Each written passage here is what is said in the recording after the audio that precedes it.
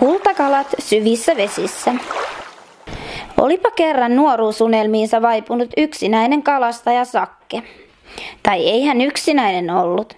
Hänellä oli 2 kultakalaa, Kulti ja Kuisma, sievässä lasimaljassaan. Eräänä toukokuisena aamuna Sakke sai puhelun.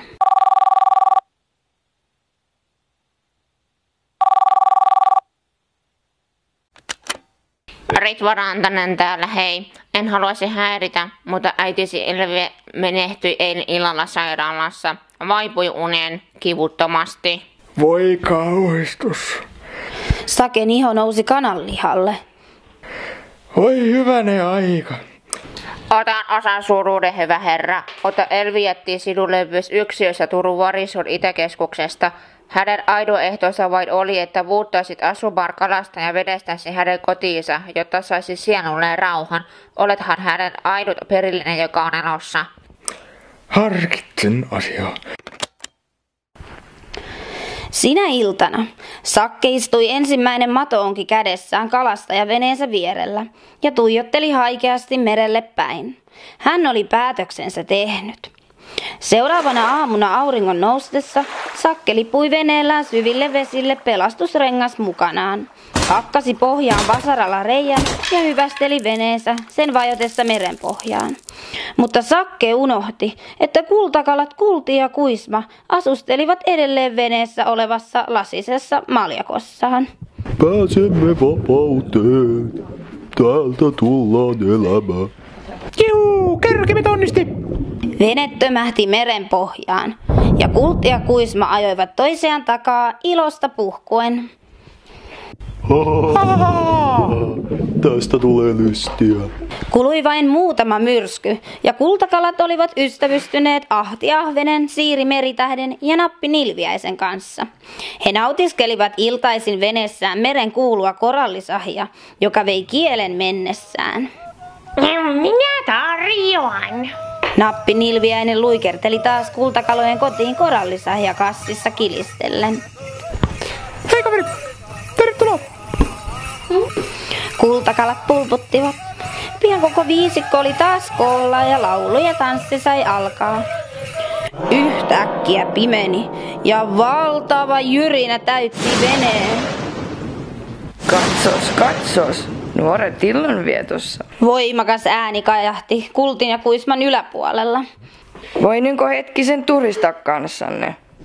Olen ohikulkumatkalla kauneimmille koralliriutoille, mitä olette kuunaan nähneet. Kulti ja Kuisma tuijottivat hämmästyneen, mutta kiinnostunein silmin valtavaa kalmaria. Muut pelästyivät ja alkoivat liikehtiä levottomasti. Hän punoi juonia. Ahti Ahven supisi. Merten kierroin kulkija. Nappi Nilviäinen jatkoi. Missä sellainen paikka on?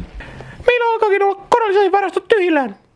Kulti ja Kuisma kävivät uteliaiksi. Lähtekää toki kanssani riutoille, pääsette lonkeroittenne suojassa turvallisesti merivirroista. Kalmari myhäili. Älkää menkö, se on vaarallista. Siiri, Nappi ja Ahti huudahtivat kauhistuneina. Me emme pelkää. Kulti ja Kuisma nostelivat ylpeinä kiiltäviä suomujaan.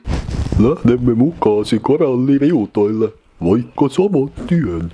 Tulkaahan kultaseni. Kalmarin kyydissä maisemat vilahtivat silmissä ja vauhdin hurma sai Kultin ja Kuisman onnesta sekaisin.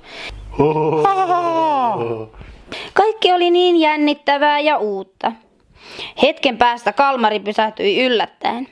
Ennen kuin kultakalat ehtivät edes silmiään räpäyttää, hän heilautti lonkeroaan ja työnsi Kultin ja Kuisman sisälle suureen lasipulloon. Kiitos, että tarjoudutte päivälliseksemme. Kalmari laittoi pullon korkin kiinni. Apua! Päästä meidät pois. Saat pitää kaikki tekemämme korallisahin, jos päästät meidät menemään. Mutta Kalmari vain nauroi ilkikurista nauruaan ja vihelsi perheensä koolle pelaamaan korttia pullon ympärille. Olemme mennyttä.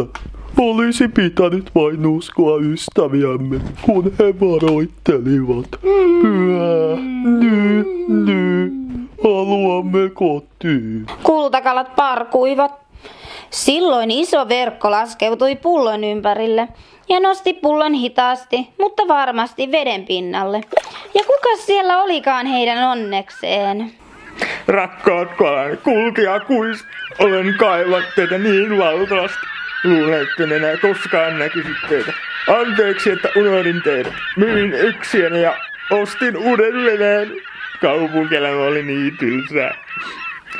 Kalastaminen on minua varten. Siellä missä on meri, siellä on myös sydämeni. Kulti ja Kuisma pulputtivat riemuissaan nähdessään Saken. Kaikki palautui ennalleen ja kultakalat olivat tyytyväisiä. Tosin hieman pienempään, mutta ainakin turvalliseen maljakkoonsa.